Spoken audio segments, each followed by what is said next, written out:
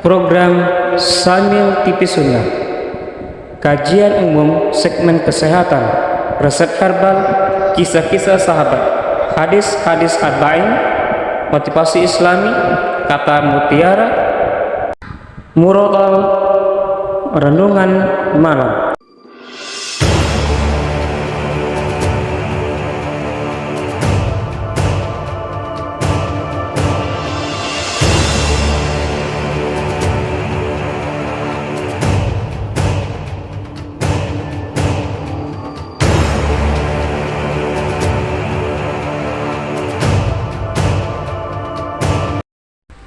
Assalamualaikum warahmatullahi wabarakatuh.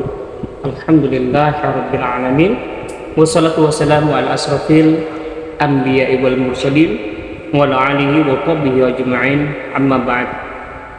Halo, berjumpa lagi bersama Samil Tutor ya dalam sebuah channel Tibbun Nabawi ya.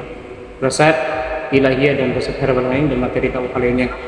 Oke guys, pada kesempatan kali ini mari kita senantiasa selalu memanjatkan rasa syukur kita atas kehadiran Allah Subhanahu wa taala, yang mana pada kesempatan kali ini kita masih bisa merasakan ya betapa besarnya nikmat Allah Subhanahu wa taala yang telah diberikannya kepada kita, dan wajib bagi kita untuk selalu mensyukuri dari apa yang telah Allah berikan kepada kita.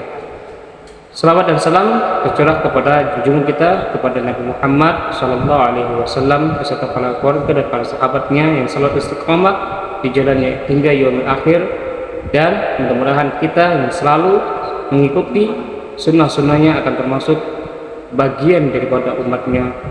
Amin, amin ya rabbal alamin. Oke guys, pada kesempatan di hari ini kita akan membicarakan tentang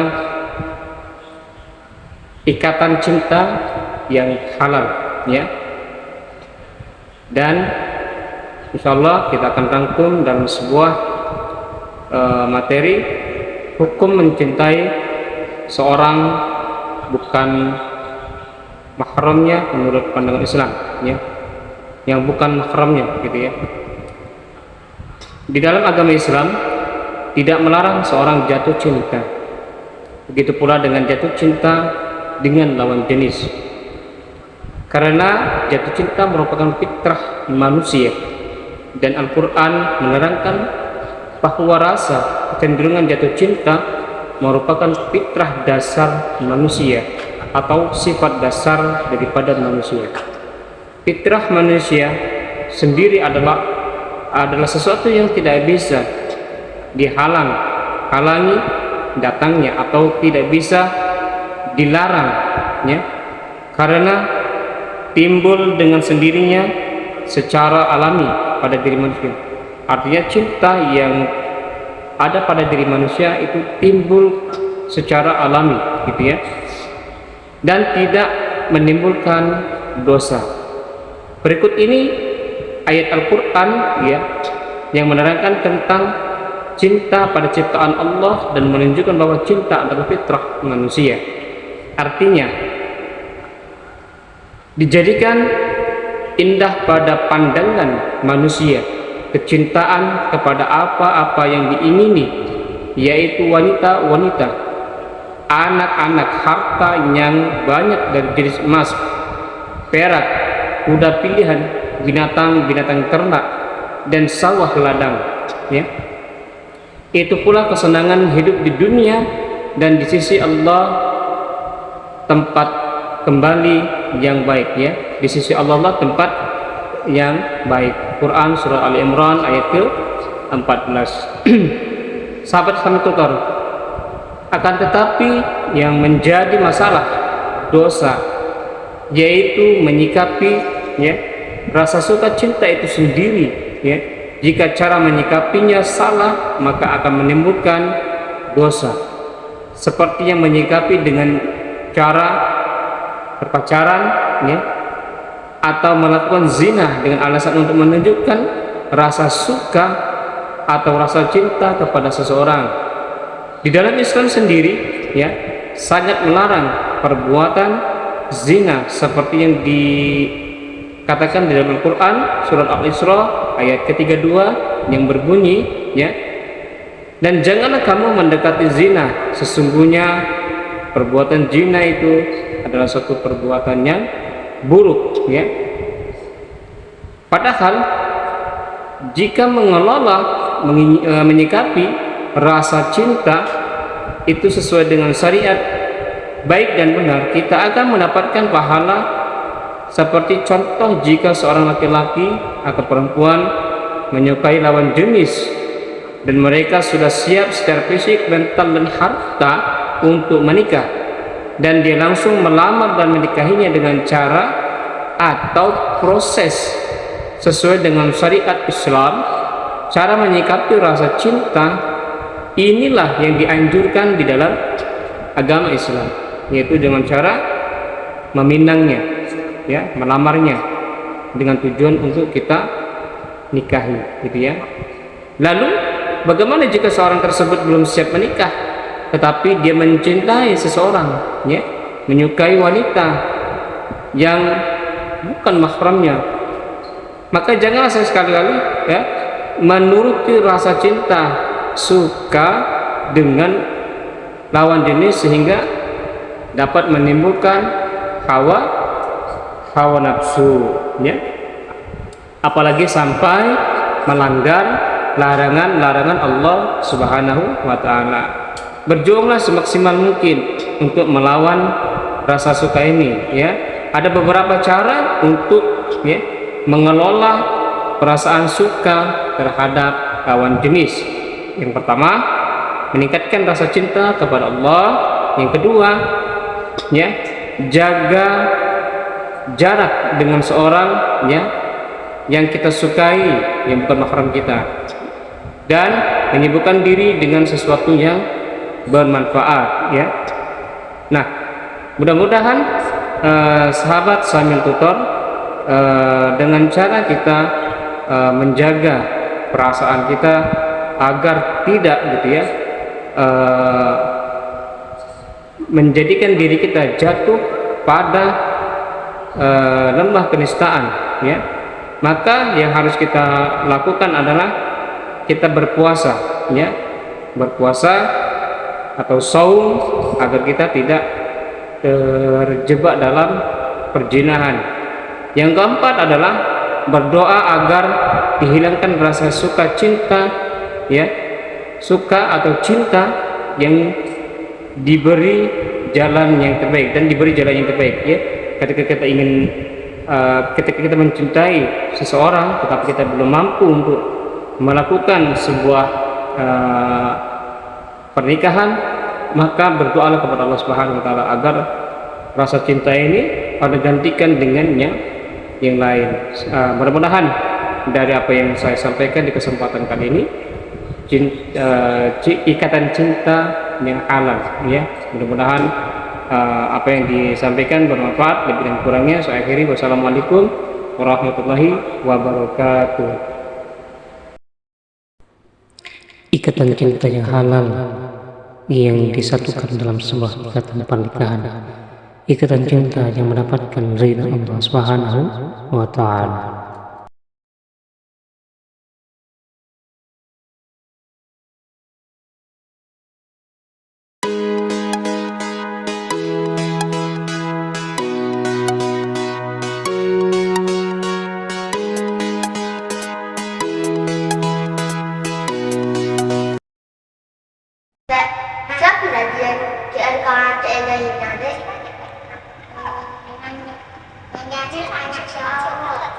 Siapa namanya? Azam. Teman apa ante kah?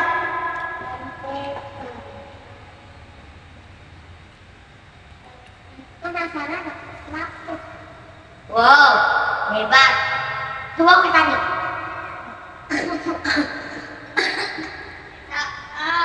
Aduh, saya batuk-batuk. Saya ingin minum, kamu ingin minum? Iya.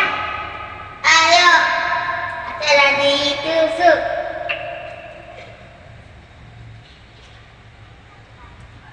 Kalian, kenapa bisa ke sini? Tak ada hari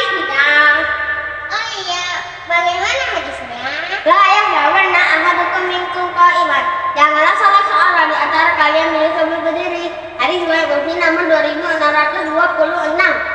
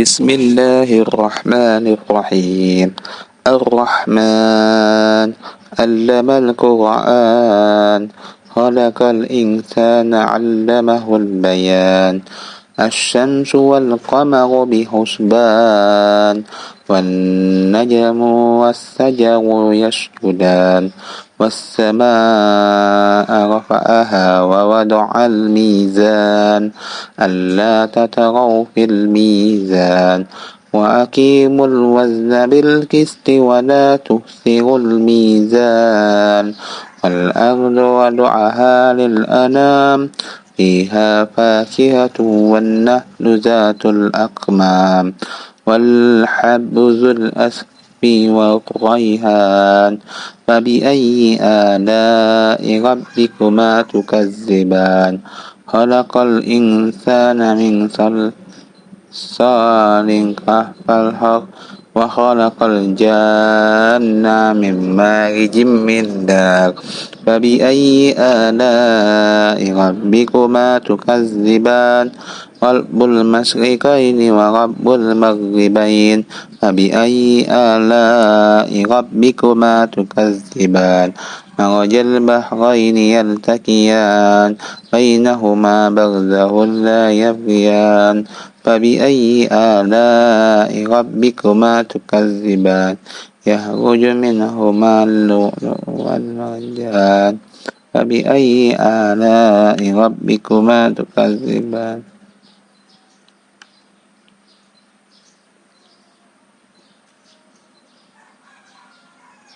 مرج البحرين يلتقيان فبأي آلاء ربكما تكذبان يخرج منهما اللؤلؤ والمرجان فبأي آلاء ربكما تكذبان وله الجوار المنشآت في البحر كالأعلام فبأي آلاء ربكما تكذبان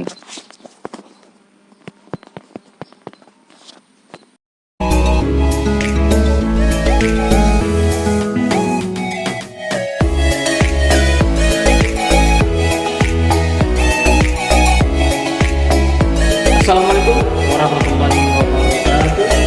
Alhamdulillah, jumpa lagi bersama Sanil Official dalam TV Sanil TV Sunnah. Alhamdulillah, pada kesempatan kali ini kita akan menyampaikan sebuah materi kolesterol rendah di segmen kesehatan yang akan kita tinjau melalui dua metode, yaitu kedokteran dan tibun nabawi.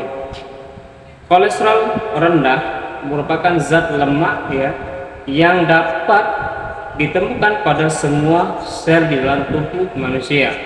Kolesterol dihasilkan oleh organ hati Lalu sisanya bisa Anda dapatkan dari konsumsi makanan hewani seperti daging dan produk susu. Zat ini sering dianggap sebagai penyebab dari berbagai penyakit, namun tubuh Anda tetap membutuhkan kolesterol untuk membangun sel, memproduksi vitamin dan menghasilkan hormon yang paling penting untuk kebaikan tubuh kita, ya.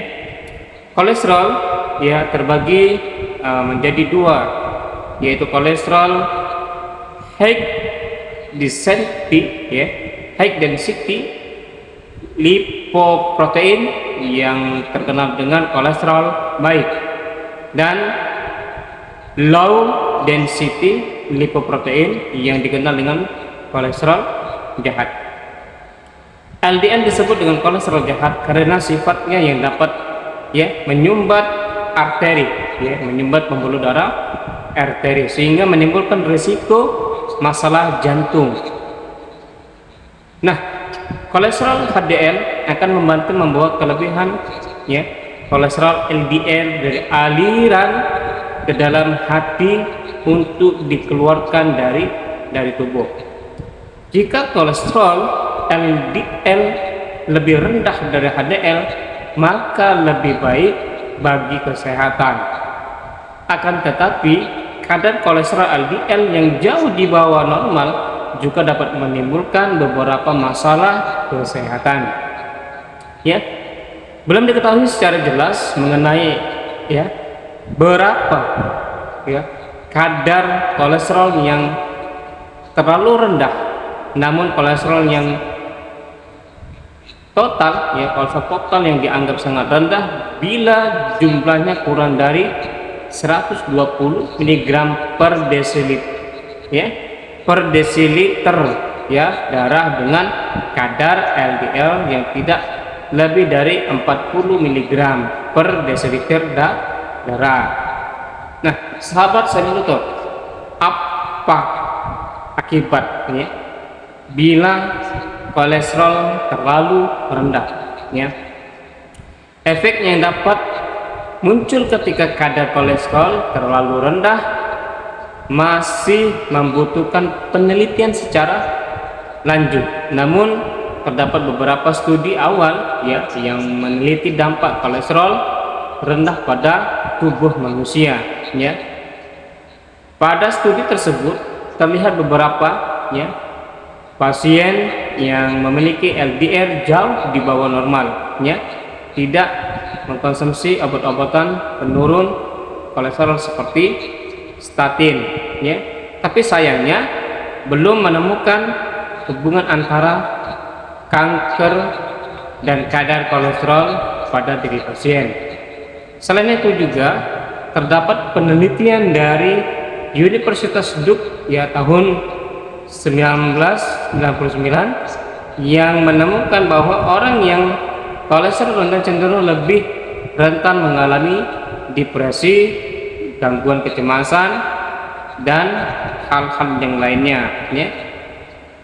Vitamin D, ya, vitamin D sering membantu meningkatkan hormon monoamine di otak yang bermanfaat mencegah gejala depresi. Dengan begitu, kekurangan asupan vitamin ini dapat berdampak negatif pada kesehatan mental Anda. Kekhawatiran selanjutnya, ya, kadar kolesterol jauh di bawah normal, ya, pada ibu hamil dapat meningkatkan risiko terhadap kelahiran bayi. Kemudian tanda-tanda kolesterol rendah, ya, sering terjadi pada seseorang, ya. Yang pertama yang perlu diperhatikan adalah perubahan pada suasana hati, ya, perubahan pada pola makanan dan pola tidur, ya, kebingungan, sering gugup, kesulitan saat mengambil keputusan, agitasi, perasaan seperti jengkel dan gelisah, ya. Nah, penyebab, ya, faktor tersebut, ya, di beberapa kasus kolesterol rendah dapat terjadi juga karena genetik atau riwayat penyakit dari keluarga. Nah, kalau dari dunia kedokteran biasanya penyakit itu sering disebutkan bahwa adanya penyakit keturunan dari keluarga. Oke. Nah, Mendiagnosis kolesterol rendah, salah satu cara untuk mengetahui kadar Anda termasuk rendah atau tinggi itu bisa dilakukan dengan cara cek darah kolesterol ya. Umumnya pengambilan sampel darah sebanyak 1 kali ya. Nah, kemudian Anda perlu berpuasa sebelum tes kolesterol ya, di jam 9 sampai di jam 12 siang. Dengan kata lain, Anda tidak boleh diperkenankan untuk mengkonsumsi makanan dan obatan lainnya gitu ya. Jadi kalau kolesterol kita rendah, maka kita perlu cek darah kolesterol kita dan melakukan puasa dari jam 9 sampai jam 12, berarti jam 9, 10, 11, 12, berarti 4 jam ya, lebih kurang 4 jam kita untuk berpuasa. Nah, jadi ini ada ilmu baru ya bagi yang mengalami kolesterol rendah ya. Lakukan cek kolesterol, kemudian berpuasa dari jam 9 sampai jam 12 siang gitu ya. Bila hasil pemeriksaan tersebut ya jauh di bawah kata normal, kita bisa melakukan tes lanjutan ya, agar kita dapat menaikkan kadar kolesterol darah dengan beberapa makanan ya. Nah, itu saja ya dari segmen kesehatan. Mudah-mudahan bermanfaat bagaimana kita mengetahui ya kolesterol rendah, tanda-tandanya, kemudian bagaimana solusinya ya. Mudah-mudahan bermanfaat. Lebih kurang saya akhiri. Wassalamualaikum warahmatullahi wabarakatuh. Motivasi Islam. Hidup ini pilihan, apapun yang membuatmu sedih tinggalkan.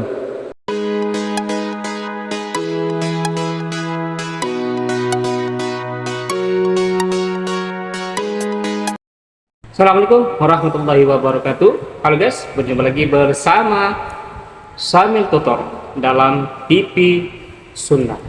Oke guys, di kesempatan kali ini kita akan menceritakan ya biografi atau kisah dari sahabat Nabi, yaitu Ali bin Abi Thalib ya. Ali bin Abi Thalib merupakan salah satu sahabat Nabi ya, yang merupakan pemeluk ya Islam di awal diangkatnya Nabi sebagai Nabi dan Rasul ya. Sebagai salah satu pemeluk Islam awal, ia terlibat dalam berbagai ya peran besar ya sejak masa kenabian, meski usianya terbilang muda bila dibandingkan dengan sahabat yang lainnya ya. Ia mengikuti semua perang kecuali perang Tabuk. Pengusung Panji juga berperan sebagai sekretaris dan pembawa pesan ya. Ia juga ditunjuk sebagai pemimpin pasukan pada perang Khaybar. Sepeninggal Muhammad, ia diangkat sebagai khalifah atau pemimpin umat Islam setelah Abu Bakar, Umar dan Utsman. Dalam sudut pandang Sunni ya, Ali bersama 3 pendahulunya digolongkan sebagai khulafaur rasyidin ya. Di sisi lain, kelompok Syiah memandang bahwa ia yang harusnya mewarisi kepemimpinan umat Islam. Begitu mangkatnya Muhammad atas tafsiran mereka dalam peristiwa ya Ghadir Qum, membuat kepemimpinan 3 khalifah sebelumnya dipandang tidak sah. Masa kekuasaannya merupakan salah satu periode tersulit dalam sejarah Islam karena saat itu terjadi perang saudara pertama dalam tubuh umat muslim yang berawal dari terbunuhnya Utsman bin Affan, khalifah ketiga. Terlepas dari perbedaan pendapat mengenai status Ali dan hak kepemimpinannya atas umat Islam, Sunni dan Syiah sepakat mengenai pribadi yang saleh dan adil ya. Riwayat hidup Ali bin Abi Thalib.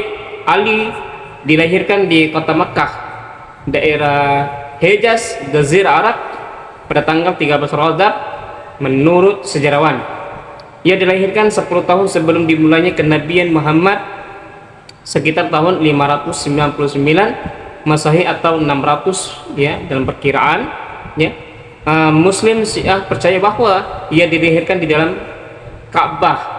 Usia Ali terhadap Muhammad masih diperselisihkan hingga kini. Sebagian riwayat menyebutkan ya berbeda 25 tahun, ada yang berbeda 27 tahun dan 30 tahun, bahkan 32 tahun. Dia bernama Ali Asad bin Abu Thalib. Bapaknya Asad adalah salah seorang paman dari Muhammad sallallahu alaihi wasallam. Asad yang berarti singa adalah harapan keluarga Abu Thalib untuk mempunyai penerus yang dapat menjadi tokoh pemberani dan disegani ya, di antara kalangan Quraisy Mekah. Setelah mengetahui anaknya yang baru diberi nama asli Asad ya, ayahnya memanggil dengan sebutan Ali yang berarti tinggi derajatnya di sisi Allah Subhanahu wa taala. Biografi daripada Ali bin Abi Thalib ya bernama ya Ali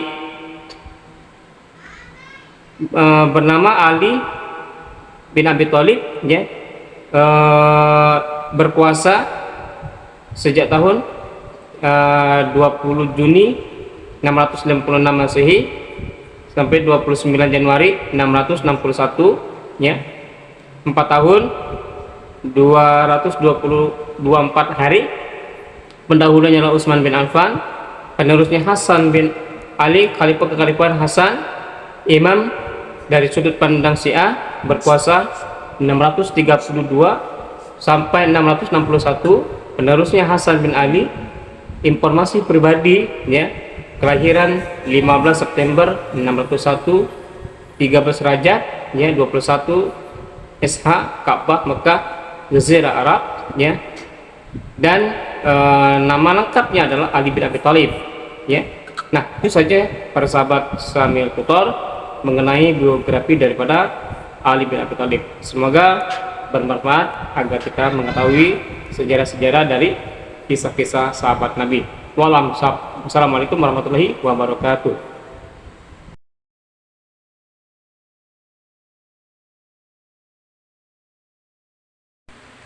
Ayo dukung channel dakwah Samil TV Sunnah dengan cara subscribe, like, dan komen. Ayo berjuang bersama Samil Tutor.